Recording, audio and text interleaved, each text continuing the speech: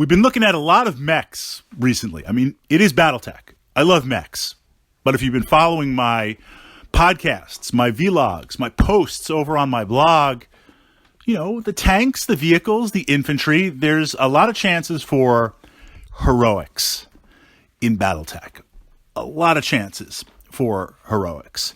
So I wanted to kind of look at the opposite side and explore some vehicle ideas, ways to counter vehicles, building that checklist, looking at models, because what you'll see if you're doing combined arms, total warfare, you can get some solid mechs and you can back them up with some really potent vehicles for the battle value. And when you look at some of the tech sheets and the technical manuals for vehicles, before you've had a chance to actually play them on the table and understand some of the weaknesses of vehicles, it's natural to ask the question, like, why would I take a mech over this vehicle? And mechs are supposed to be the kings of combat. I mean, look, a short-range missile carrier or some of the tanks that have 18 medium lasers. You don't have to worry about heat. I mean, there's a lot of tanks. It's the Antaros. Okay, maybe it has 12. But one of you guys will fact check it for me. It's got a lot of medium lasers. The first time you print out that sheet, first time I ran up against that tank was in a city fight where we had 8,000 battle value. We bought our stuff separately. We hid our models under the table, and we made notes of where they were deploying and where they were secretly moving. So you didn't really know. I mean, of course, you know I was going to take certain mechs, and I know my opponent is going to take certain mechs, but you didn't really know what was going to be there until you encountered it. I blow up this building, start sending some shells into the building. It's about to crumble. Out rumbles out this tank. Never seen this tank before. Been playing Battletech for a while. Never saw this tank. I'm like, pause the game. I usually don't like, I have a bad habit when I pick up other people's miniatures of dropping them, unfortunately. I mean, it's really bad in Warhammer 40,000. So I try my best not to do that. But I'm like, I got to check this tank out. I got to know. So I picked the tank up and I'm looking at it, WYSIWYG. I'm like, look at all these are medium lasers. This thing has like a dozen medium lasers. What? That's crazy. So I say that because there's a lot of tanks that are very, very hovers to other vehicles, very, very potent, very, very powerful with what they can do. But then when you bring them over to the table, they get balanced out. And the number one way they get balanced out is mobility. This is why you could argue, I could argue that a criteria for tanks would be a lot of them have fixed firing points, but we want to look for a turret. So if at least you get immobilized or if at least you get chewed down with the motive hits and the movement, you've got something to do. But this is why starting tank speed, starting vehicle speed is so important, because as you take hits, look, you could get your armor blown up and you get destroyed. You could get a lucky hit crit and get blown off. But for the most part, what's going to happen is slow. If it's a tracked vehicle, it'll happen. If it's a wheeled vehicle, it'll happen sooner. But you'll start to take motive hits and your speed will slow. And it gets halved and halved and halved until no more and you're immobilized. So some of these tanks that are very slow to start, I mean, the Behemoth, 100-ton tank, baby cakes, makes baby cakes of an ogre. You put an ogre tank down on the table, Behemoth laughs, just rolls over it and eats it. 100-ton tank, tons of armor, tons of weapons, but it is as slow as an urban mech. Now, an Urbie is slow, but the Urbie's speed is constant until it gets destroyed. It could be destroyed pretty quick, but it's the constant speed unless it gets a leg blown off or hip damage and stuff like that.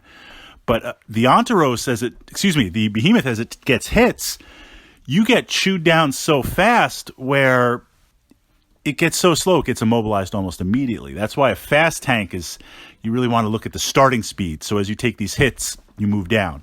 So that said, hunting these vehicles, looking at these vehicles, this is where you see stuff that, yes, damage is important. I mean, damage is a main criteria. But against vehicles, it's almost like the barrage. The volume of fire is better. The volume of fire is more important. You blast something with half a dozen small lasers. That's a chance for motive hits on there. You blast them with autocannons, with LRM packs. This is what makes the warrior a little bit kind of deadly. Blast them with machine guns.